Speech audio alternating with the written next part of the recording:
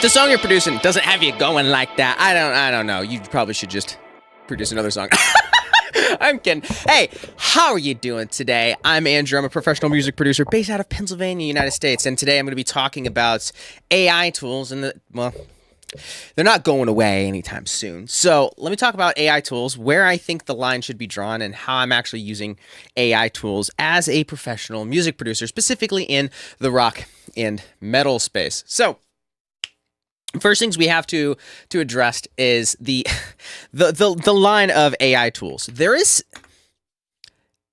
is a handful of things that I think we should understand when it comes to using these tools, right? There's the concept that, well, these tools have always been around for a long time, and it's just lowering the barrier of entry to making music, which, like, to be fair, I get where that's coming from. The idea of it's easier to record music and make music myself now just sounds like a wonderful idea, but the barrier of entry being a little bit of work doesn't seem nice. I don't think anybody really had a complaint with MIDI instruments like MIDI drums and MIDI guitars because purchasing those instruments were extremely expensive, and you could find free instruments, well, for free. and you know, now you can play MIDI instruments, and so it still takes work and effort though. And so that's where AI starts to come in and start to mess things up a little bit. And so I actually like to think of it like this. It's not whether you're using AI or not, it's just how much AI are you using. So imagine over here on the left-hand side, we have no AI at all. So we're just going to say no AI.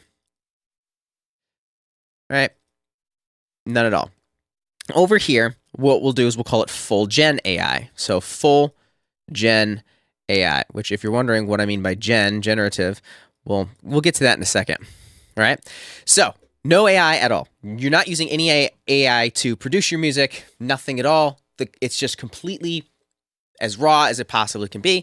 And then all the way is full gen AI, which is like Suno or I guess Lydia or whatever that is now from Google. And so depending on where you fall on this line is how much you're going to be using. And so if you use a computer to make music, you're probably using a little bit of AI one way or another. Now, are you using it to generate that music? Well, obviously not, right? But like to get to there and to use your computer, and your computer's using some sort of AI in the background of things, right? So like, yeah, it's not AI, but your computer has AI, and there's lots of things that are involved in the process of making this, right? Like even to sell you the thing that you purchased, the MIDI packs or some of the sample libraries you purchased, they probably used a little bit of AI to target you in the ad. And so right? So like, but we're talking about making music, not necessarily getting the tools or anything like that, right? So once we have tools, we start making these things, then there's a line somewhere I like to think of in here, right? And so no AI, but somewhere around in here, like this area, we're starting to use AI tools, but it's not generative AI. So what do I mean by Gen AI and no Gen AI? Well, generative AI means I typed in a prompt and it generates something back to me that I can then use in my music. An example of generative AI would be I asked ChatGPT to write lyrics for me, or I asked Suno to generate a guitar riff for me, or bass ideas and things like that. That is generative AI. Another great example of Gen AI is Illusion from Waves. It's a pretty interesting piece of software, honestly, and this is it. You can, no, I don't want your cookies, Waves, but you can just type in a couple things and it'll start to generate one-shots, loops, sound effects based off of whatever you type in. You know, the end of the world is a drum beat, a snail's journey scored with synths, right?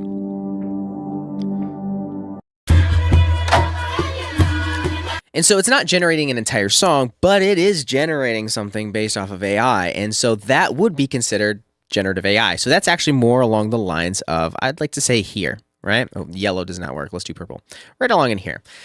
So now we're using generative AI. So what about in here? What about these tools, right? So technically, right now, I really haven't crossed this line. I'm not using tools like Illusion or Suno, and I'm not going to say that I'm entirely against them. I'll explain. I mean, I think we'll get to that, but there's some things that I don't like how they're being trained, and there's a lot of things that I don't like about that, but I don't necessarily know if it's totally a bad thing at this point in time. But nevertheless, I am using tools like this. So still using AI. A great example of that is Curves Equator from Waves. if you guys don't know what Curves Equator is, or Curves AQ, there's different types of plugins they have. Curves AQ specifically is an AI EQ that will listen to whatever you run through it, and then it will create an EQ curve that it came up with using AI. So it uses AI to listen to your music, comes up with a few EQ curves, and you're good to go. Now, here's the thing. It takes a bit to actually use this, right? So let me show you exactly how this would actually work. Let's put it on, let's say, the drums, for example. So let me go ahead, let me put Curves AQ on the drums, and then let's press learn. It's going to actually take a minute, right?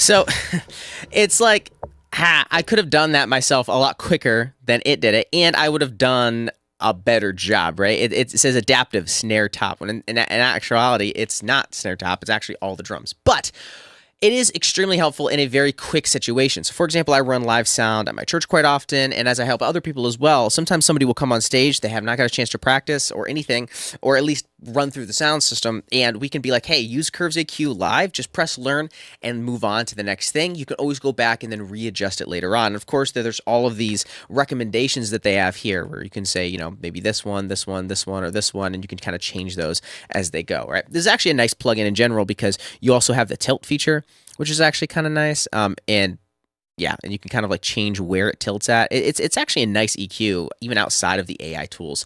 But nevertheless, it does use AI.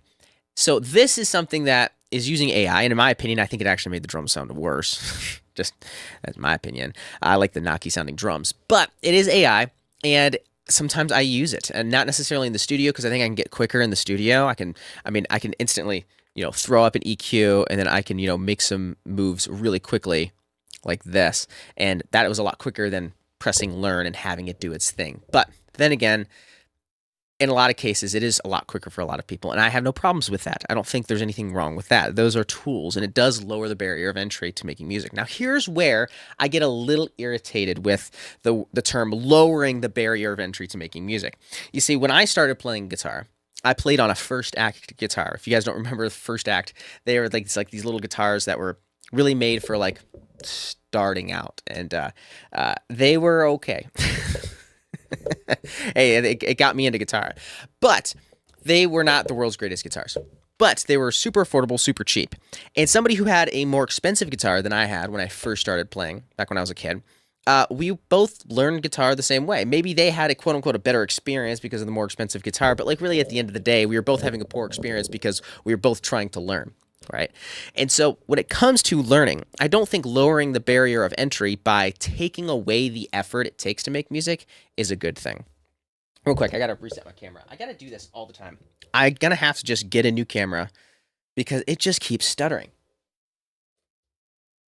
For those of you guys that know how in the world I can solve that issue, that would be great. Adam, how you doing? Good to see you here. Also, Gabriel. And a British Steve, or Stevie. Hi from the UK. Awesome. David. Hola. Good to see you guys here. So, once again, AI. When it comes to generating music with AI, coming up with ideas and learning an instrument is a barrier of entry, but it is equal. It is equal across the board. See, back in the 80s, in the 70s and the 60s, to make music and to have your stuff recorded wasn't easy to do. It was very expensive. You basically had to remortgage your house to even get an album out, and then hope and pray that somebody in a record label would be able to hear that and say that maybe you were good enough that they would want to sign you. These days, you can just go ahead, make a song in your room. By the way, like this is what I do full time, and I'm in a bedroom in my house. Like it is so much, the world is so much different. That is a good thing, in my opinion, where it lowers the barrier of entry to making music.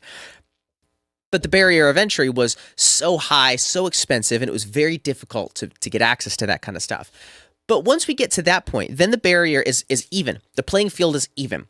Everybody is the same because you have to learn the instrument. You have to learn the DAW. And the thing is, the more you learn, the better you have to get with music. So you'd have to actually sit down, and when you write in drum parts, you'd have to be like, well, what does a drummer actually do? And you'd have to study this. Maybe you get MIDI packs and groove packs, and you'd have to study what they're doing and learn from that, right? Now with Suno and generative AI, once you get past this line here, it starts to become, I don't know. I'm still, like I said, I'm still up in the air on it, but I just don't think saying that we get to lower the barrier of entry is a good thing. I just don't think that is lowering the barrier of entry. I think the barrier of entry that is equal across the board is completely fine and actually a good thing, and it allows people to experiment and be creative. When you ask Suno and all of these other AI generative music platforms to generate something for you, it just doesn't feel as rewarding.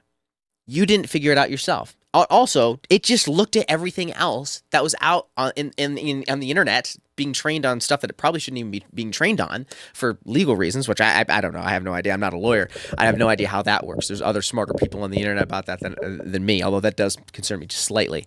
And so it's just basically taking all that music and then trying to learn from that. There's no experimenting going on and somebody doing something really cool and crazy for the sake of it because they're just experimenting and they're trying things out. And that does worry me in the age of music, which on the flip side gives me hope for the future because the people that are going to stand out are the people that sound different. AI is pretty much sounds the same right now. When I read an email, I know if somebody used AI or not. When I look at a YouTube video, I know there's a reason I don't script these videos, and sometimes I kind of ramble a little bit. It's because if I script the videos, I don't feel like I have enough of a connection with you. I want to talk to you directly. I want you to talk to me back inside of the comments, right? So why would I want to talk to somebody who is just has this like faceless AI script going on? And I could tell every time I watch a YouTube video from a different YouTuber or a smaller YouTuber or things like that, I always just see it's like, yeah, you'd probably be such a fun person to talk to, but you're talking through ChatGPT. It's just, it's tough. Stayus Music, hello, how are you doing? Also, Adam, about, yeah, you can get way better equipment on a budget these days. Yeah, 1000% agree. I am going to crack open a can of Liquid Death here. This one specifically is Killer Cola. Any of you guys drink Liquid Death? Love the company. So good. There's like nothing in here that's like really bad for you. Like 2 grams of sugars, 2 carbs, it's carbonated water, agave nectar, citric acid, natural flavors. I don't necessarily know what that means. And then stevia leaf extract. It's pretty solid drink, kind of like a guilt-free kind of thing. If I keep it from spilling all over myself. So, how am I using generative AI? Well, I don't want to say generative AI because I'm currently not using generative AI, except for possibly coming up with the lyric ideas. I will use it for that, coming up with the story. But how am I using, as a professional music producer, how am I using AI currently? So there's 2 main ways I'm using AI. And it's all on the left side here. I'm not using generative AI, and I'm not saying if you're using generative AI, this is not for me to be like pointing the finger at you and saying you shouldn't be using it. I don't care. I don't care what you do. I just want to hear good music. And if you actually can make it with AI, awesome. I haven't quite heard that yet. I haven't heard anything new from AI. AI can make music that I've heard 1,000 times before, but I've never heard anything new from AI. So I'm not pointing the finger. If you use generative AI, it's to your own prerogative. But I am staying on the left side here, not using generative AI currently. So how am I actually using this in the music industry? A couple ways. One is it's really awesome. It's kind of mind-blowing. I am using MIDI or audio to MIDI converters. This is really, really cool.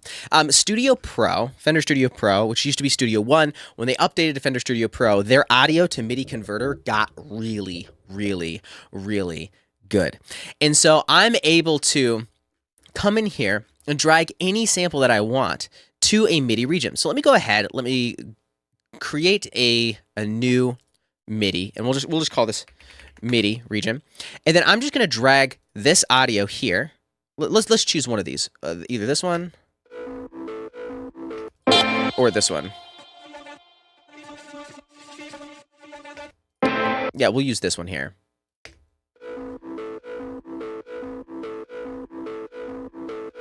And then I'm just going to drag it down here.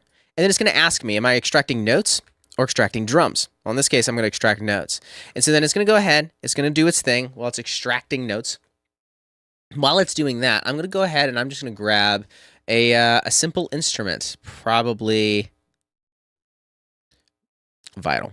Why not? Put vital right on that. And let's just make a simple saw patch that's kind of filtered out here.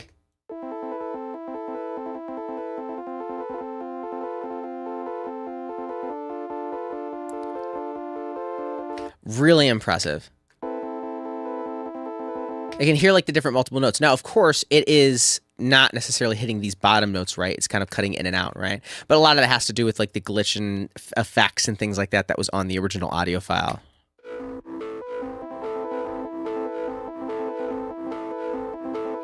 Really impressive for what it's doing. So all I have to do is go in and clean it up just a little bit. And from my understanding, it's using AI to do that, but I don't find that as a problem. I could go write it in myself. This just saved me some time. I'm still using MIDI. I still have to go in and clean some things up. This is not a problem to me, and I actually really, really like it. I really do. I think this is something that is worth using. So if you are using Fender Studio Pro or something that has that, another great example of this, by the way, is... I've seen a bunch of stuff about this, is Note Grabber. If you're not using Studio Pro, you can use Note Grabber, and it does the same thing. You can turn samples into notes. It just takes a listen, and then it'll turn those all into MIDI notes and convert it out. You know, I'm using Studio Pro. It works really well, and I don't really have much of a problem. I have to clean things up a little bit, but at the end of the day, it's not that big of a deal. But yeah, Note Grabber, if you're not using a DAW that has these features built in, from my understanding, works really well. I've seen a lot of videos on this, and a lot of people that I respect are using it, and they seem to really, really enjoy it, and it seems to be super accurate, maybe even more accurate than the built-in one in Studio Pro. And so this is AI, and I don't have a problem with it. It's able to analyze what's already there and help me take what's there. So I can take a sample from a loop pack, something that somebody else had made, and I can use it. There is one, I was talking with one of my students, and they were actually using Suno to generate drum parts, and then they would use the audio to MIDI converter to then grab those drum parts and then take the drum parts so they could run it in their sampler. And that was kind of neat. And so they were still like, once again, they weren't using generative AI to play from the sound itself. They weren't using the audio that the AI used or created, but they were taking the parts from it, which I thought was kind of cool. Although it's going to play stuff that everybody else is playing. Sometimes you got to like experiment a little bit and branch out. Does Studio One 7 have this? No. Studio One Pro, or Fender Studio Pro has it with the new update. In order to do that in Studio One 7, you'd have to actually open up a new track and create Melodyne, because Melodyne Essentials comes free with the professional version of Studio One 7, and then you would just drag it down and it would listen to the notes, but it would only listen to one note at a time. It really couldn't do much beyond that. Also, Russ, just a quick drive-by hello. Hopefully I didn't miss you. Awesome. Hey, also, King Hill Piedmont. I'm sorry if I have my tiny monitor over here for all of you guys. My apologies. Hey, I've been recording for the first time recently. You've been a massive help. Mastering has been complicated for me. Then I used Ozone and saw a huge improvement. Do you have and have you used it? Yes, Ozone's great. Love Ozone. It's really, really solid. Have no complaints with it at all. Ozone is awesome. I will say though, like, I'm glad you brought that up, because that is, I guess, technically another AI. See, the thing was, I've been using Ozone before this whole AI boom came a thing. And so now they're saying it's AI, but I'm like, is it though? Is it? Or is it just like a fancy if-then statement in the back end of your code? I don't know. But nevertheless, I guess you can sell things better if it says AI in the title, right? But no, Ozone is definitely something I've been using a lot. So if Ozone, and I'm on Ozone 11, I think we're on 12 or 13 now. I'm still using Ozone 11 because I have no complaints with it. You can just press on this little icon right here, and it'll listen to your music, and then it'll make a mastering chain based off of it. And it actually does a pretty good job. I'd say it does like 70-80% of the way there. But to actually squeak out the last little bit, I always have to go in and tweak some things. Sometimes I actually have to remove some things that they have there. They add the imager, and I don't like it. I don't like using it. So me personally, I don't. But it does a really good job. And so I guess this is technically another AI tool that I use. But it still stays underneath that generative AI section, right?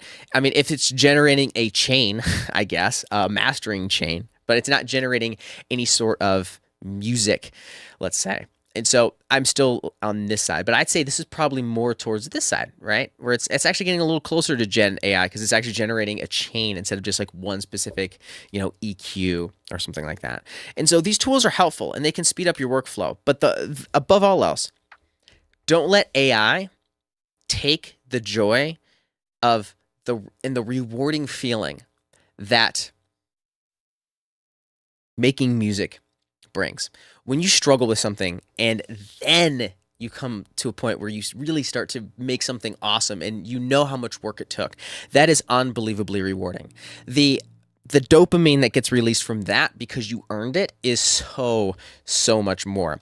And because of that too, I'm going to see a trend, and I'm calling this now, I'm going to see a trend in a lot more experimental music that AI wouldn't have made. I'm probably going to get demonetized for this, but that's fine. Have you guys heard that song that goes, I think I'm gonna die in this house, bow, and there's like those like really cool strings and stuff like that. I gotta pull this song up. I'm totally gonna get demonetized for this, but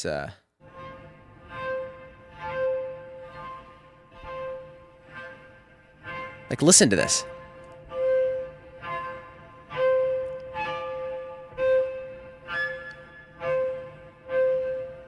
Can I speak to you privately for a moment? I just want to explain.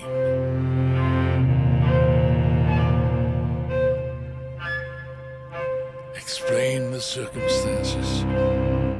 Like, that is extremely creative. Here. I want it to be perfect. I wanna die in this house. I think I'm gonna die in this house.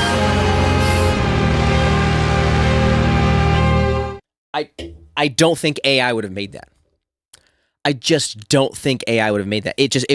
Who thinks to play an instrument in the way that it shouldn't have been played? The squeaking of the strings and just like pushing too hard on that to just crush it.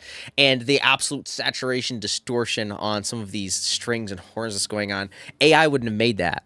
And so don't let, like, AI can only take what's already there and then have to implement from that. It can only take what's already out there and then learn from that. It doesn't actually expand or go beyond. And I think that's something that is actually reserved to humans, in my opinion. But I don't know. Who am I? Not a coder. Listen, I don't do that stuff. I don't code, so I don't know. Yeah. So these are the tools that I'm using currently, as far as AI tools go. And you can go ahead. This is not me shaming you for using whatever you use. I have no problem with that at all. I just want to hear really good music, and I want to hear something creative. I want to hear something new. And I feel like right now we're just not. We're not hearing a whole lot of new things, and that is kind of sad, kind of disappointing to me, at least in my opinion. Okay. Next thing I want to talk about is since we're on the trend of AI. I'm going to see if I can find this. My apologies on this. I should have been a bit more prepared for this, but I want to talk about Adam Neely. And he had talked about AI. See if I can find this.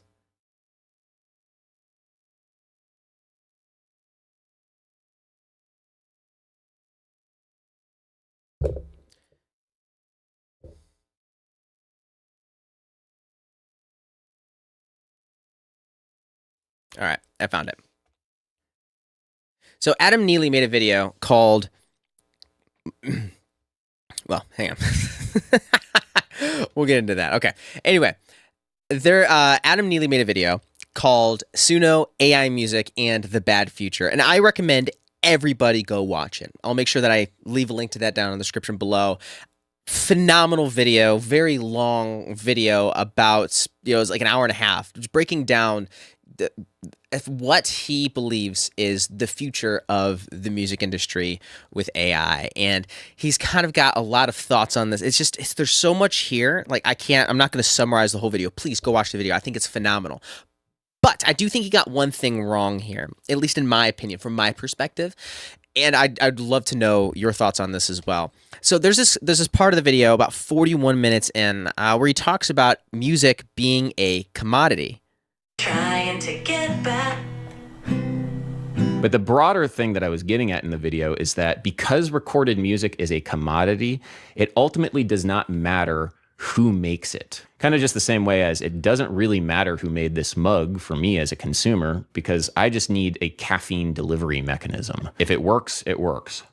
Music is a commodity for people. Music is... So commodity essentially means that if I can go get the same salt at the same grocery store, and there's one bag of salt that is $10 and the next bag of salt is $8, if there's no differences between the salt that I can really tell, then I'm just going to go grab the cheaper salt. That is a commodity, just like he was using the example of a mug. It's a commodity. Now, here's the thing. I don't believe music is a commodity entirely. Pieces of music can be commodities for sure, but I don't think music as a whole is a commodity. And I think the majority of music is not a commodity. And I want to give you a couple, I think, strong arguments against the fact that it is.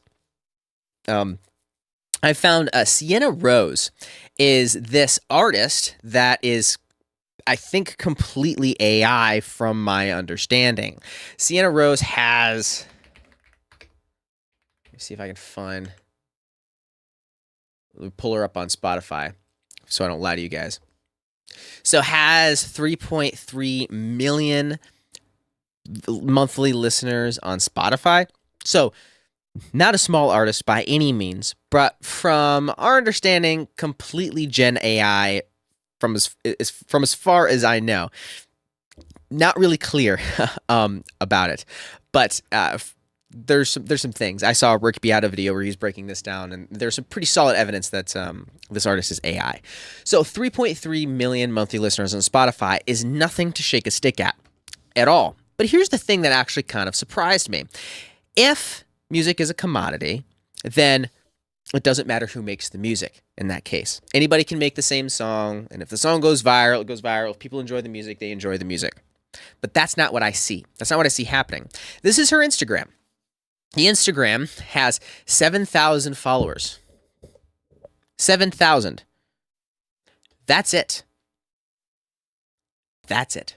7,000 followers from 3.3 million monthly listeners. Now, take somebody else, for example, Sleep Token, who, in my opinion, is one of my favorite bands. I love Sleep Token.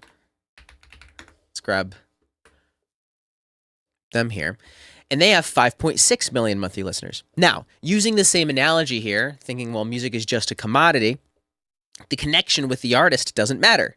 And so they shouldn't have any more than maybe 10,000 followers on Instagram or 15,000 followers on Instagram, considering they only have, 5.6 million monthly listeners. But that is not the case. That is not what we see. If you go to their Instagram, you can actually see they have 1.5 million monthly listeners. There is literally a cult following around this artist and this entire band. And if you're like, well, they have a lot more posts. Well, they have 113 posts compared to her, I think, 38 posts. So, yeah, maybe there's 3 times the amount of posts, but that is way more than 3 times the amount of followers. So that tells me one of two things. One, Spotify is pushing this music for some unknown reason, and I not a clue why. Not a clue why. Who would want to not have to pay royalties on the music that's on their platform? I don't know. But I think what the thing that is really, really telling is that music is not a commodity. People are actually interested in the artist themselves. When Sleep Token drops a song, I am way more interested in finding that band, that artist. President just dropped a song, and I was pumped about listening to it because it's President. I enjoy the band. I enjoy the artist. Gotta reset my camera again. So annoying.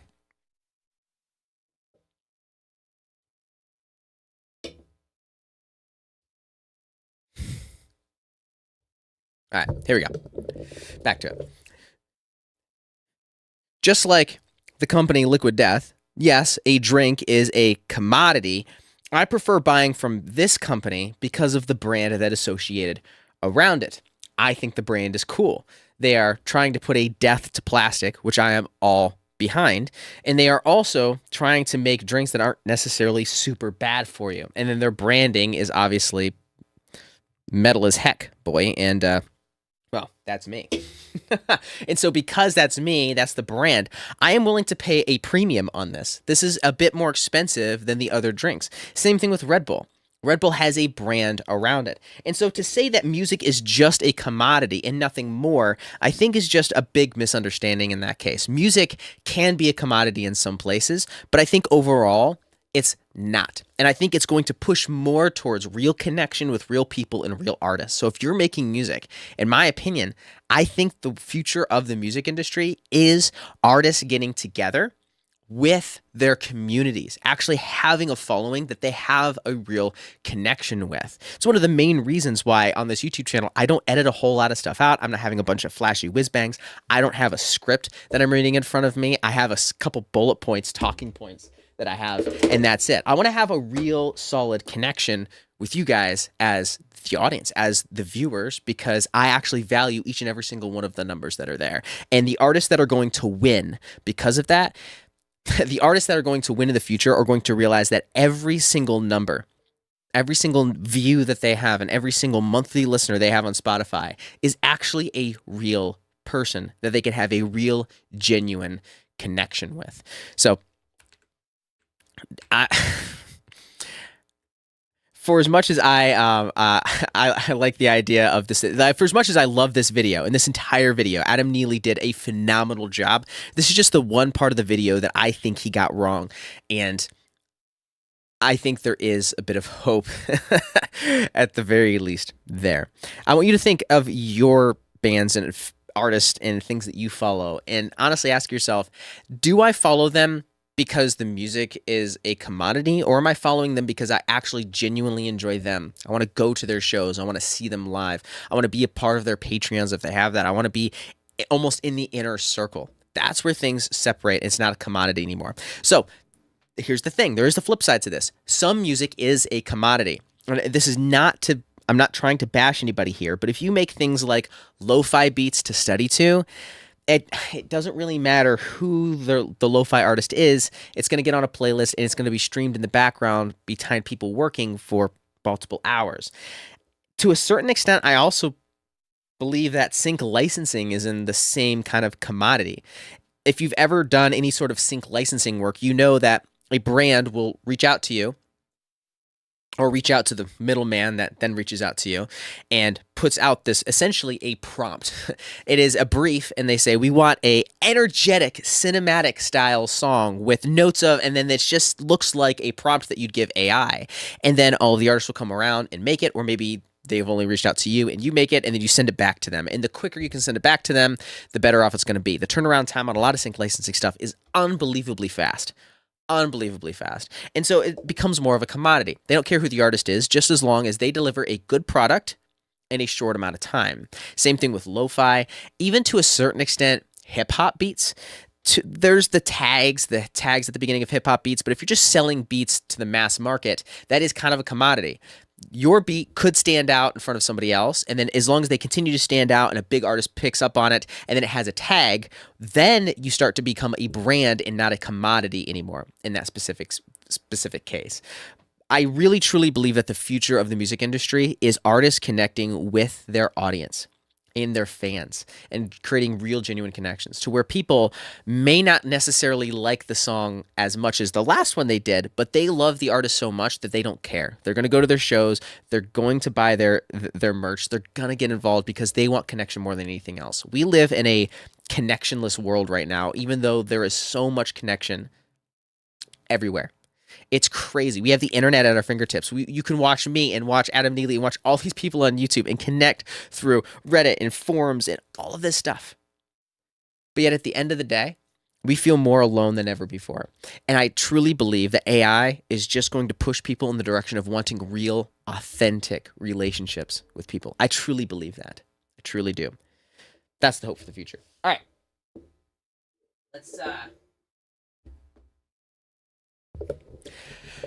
Well, actually, that's about it. Let's hit some questions here in the live chat. Those are the two things that I really want to talk about. Just had to get off my chest, y'all. Yeah, King Hail, Piamon, P-A-I-M-O-N. Yeah, I never really considered it AI, but it's been a great jumping off point. Also, Mike.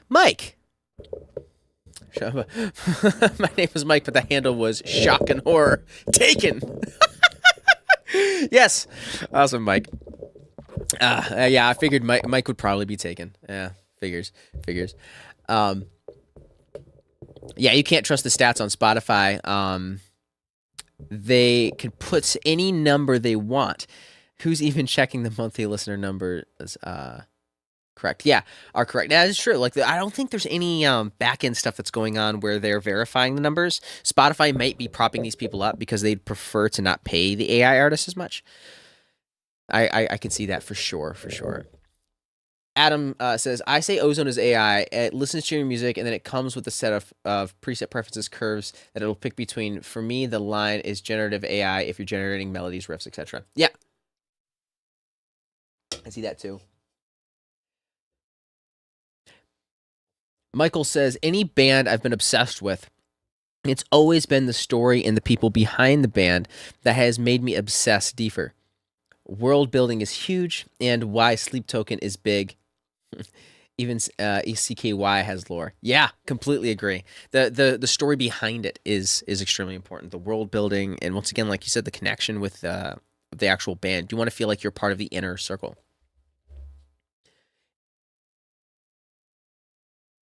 Anybody heard the new single from Known called Legacy Dungeon? It gives me quite a lot of different vibes. No, never heard that before.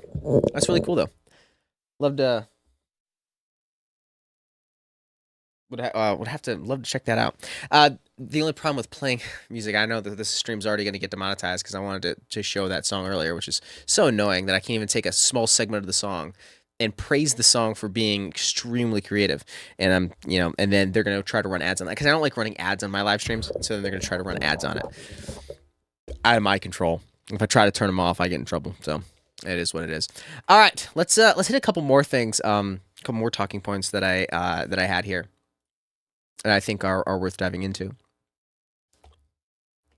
I got a question that said, should I use real drums? Let me actually pull up the question here.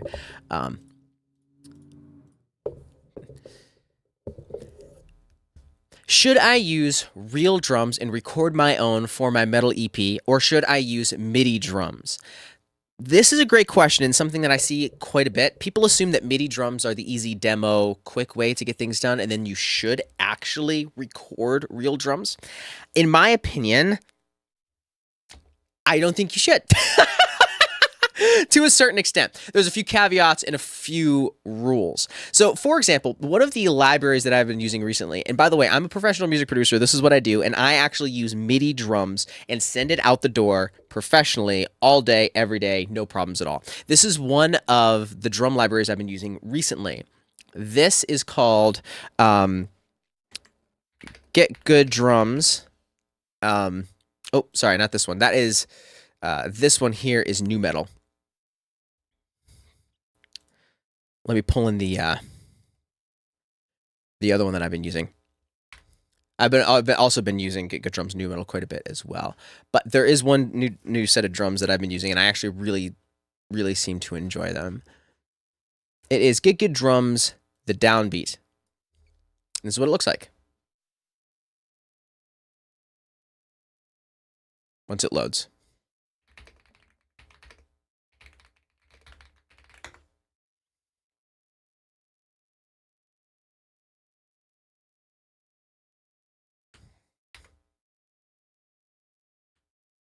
All right, let me pull these up here. So this is kind of what they sound like.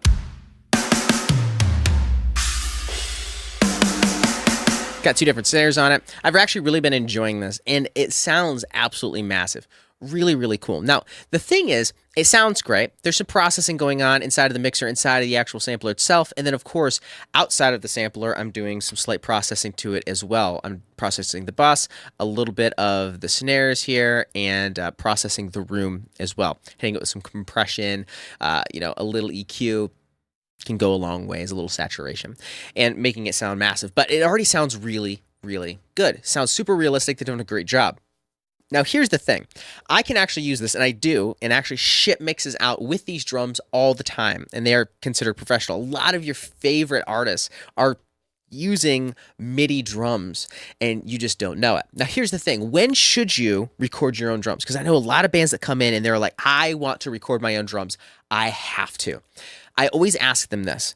What sound are you going for? This is going to completely change what you do moving forward. If they want drum tones that sound like this,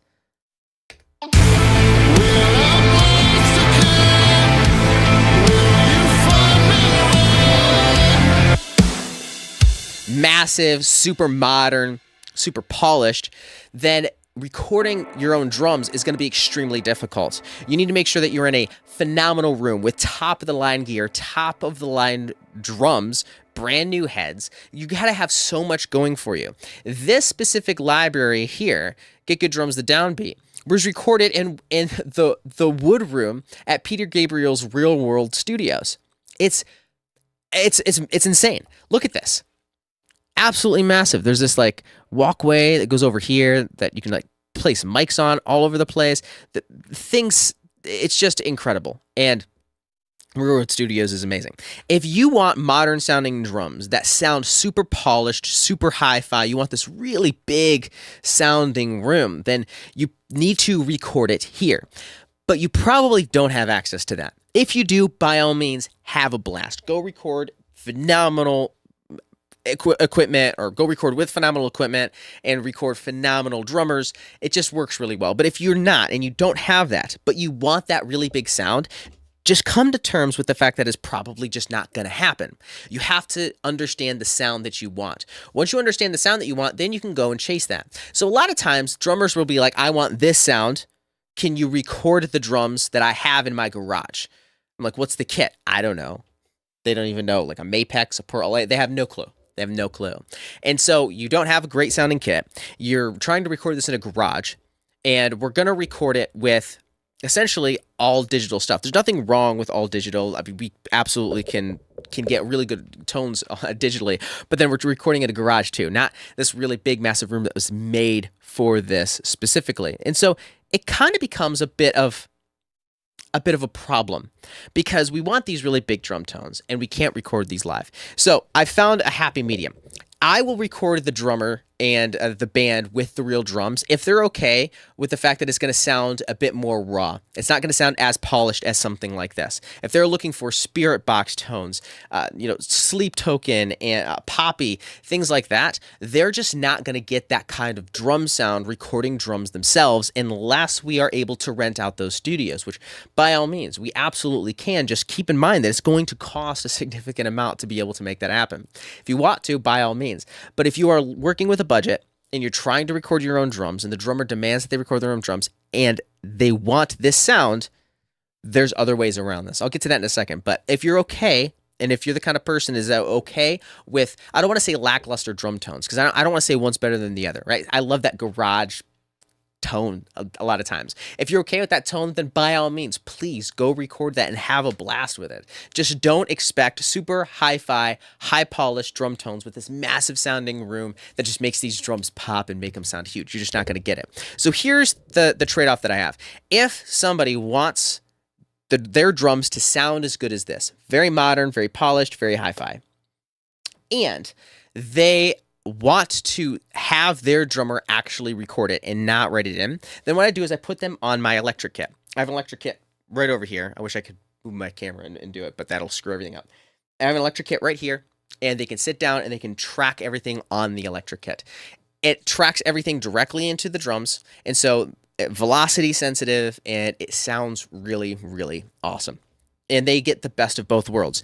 They get to play like a human would, because a human's actually playing it, and then they get to have some of the world's greatest drum tones, and they can go through, switch out different snare drums, and have access to some of the best tones in the world.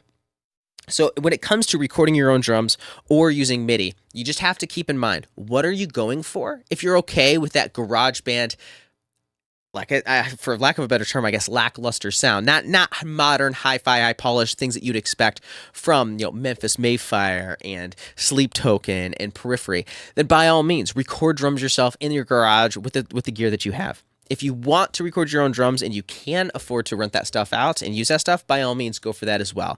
But usually the happy medium, and the one that I use quite often, is I just use MIDI drums. I have the artist sit down and record MIDI drums, and we play it this way, and we run it into the DAW like this, and then you get a great sounding result. This is a song that I'm working on with an artist right now, and they recorded a lot of the drums on the drum kit itself. We went through and did some changes and like specific parts and rearranged some stuff, but for the most part, they recorded it all on the drum kit. Very, very simple parts here, but sound pretty human.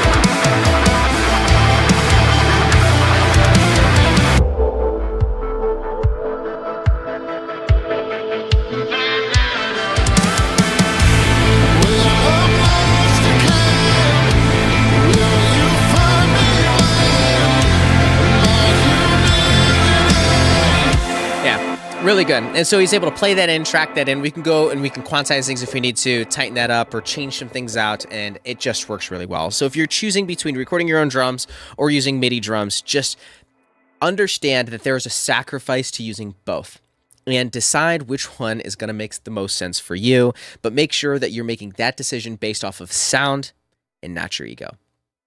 Okay. Let's hit up a couple of other questions here. Gabriel says, "Does Studio Pro 8 support vocoders? Other versions don't, besides 7 with only with the stock vocoder." Actually, Gabriel, no, that's not true. Studio One, since I think Studio One 4 or 5 has been able to support other vocoders. I've been using Vocal Synth 2 for the longest time, and it just works, man. So what you'd have to do is you'd have to go in, you have to set up MIDI vocoder. Oh man, actually, you know what? I think I'm using a vocoder here.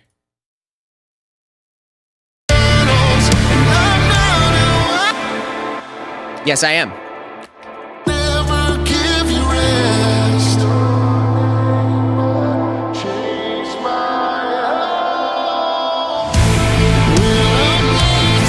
So what you have to do is you have to have 3 separate tracks. You have to have the original vocal, which is right here. So this is what the original vocal sounds like. I spoke your name, but changed my heart. You copy that exact same one down, and then you put your vocoder on it. So for me, I'm using Vocal Synth 2. You make sure that you set it to MIDI mode. Then you add a MIDI region here, and you write in the MIDI notes that you want. And then down here, you need to select Vocal Synth 2 or whatever your vocoder is. So you can come down here right next to this little keyboard icon, you select on that, click on Vocal Synth 2, and then it will then send all of that MIDI information to Vocal Synth.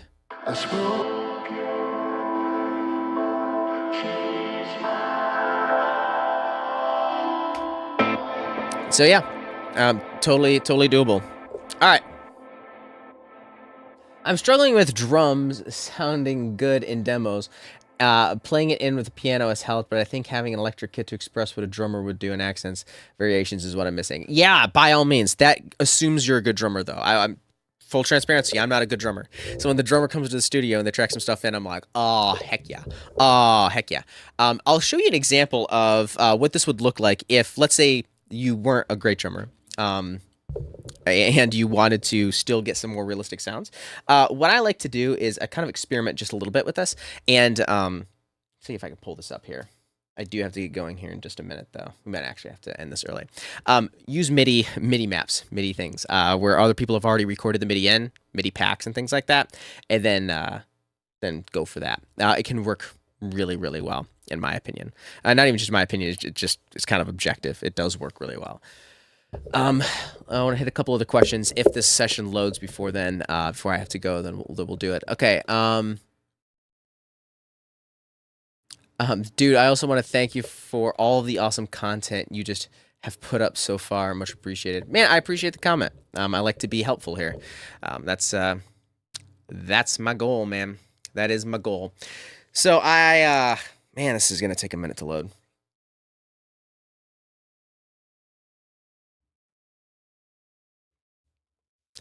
Does it take forever for anybody else? It just feel like every time I go to load in a song, it just ends up taking like 100,000 years. It's unbelievably annoying.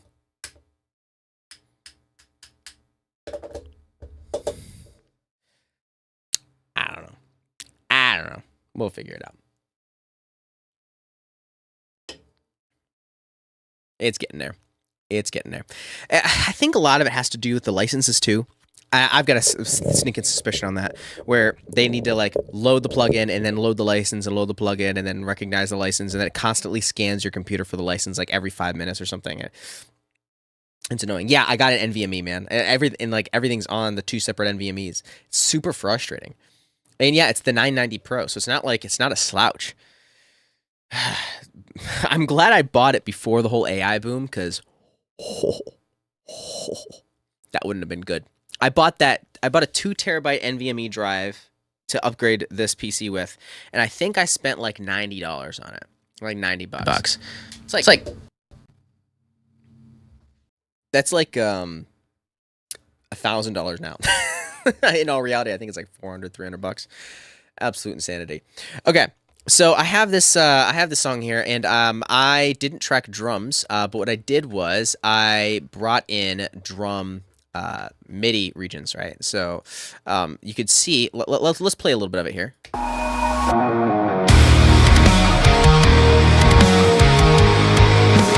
Specifically during the verse here.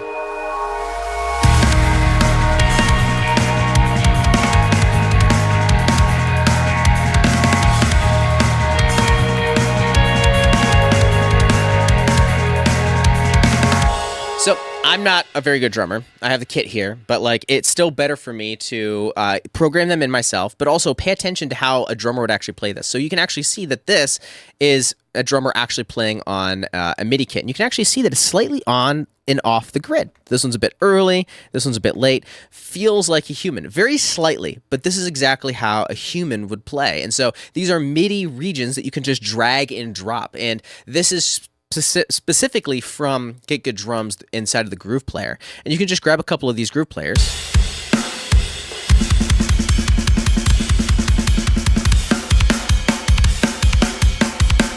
And so what you could do is you can take these and then you can use them in your own mix. Now here's what I do personally.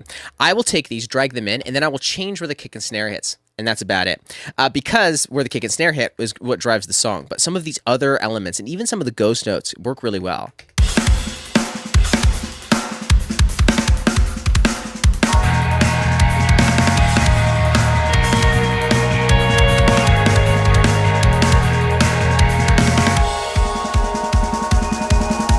And then even during the breakdown,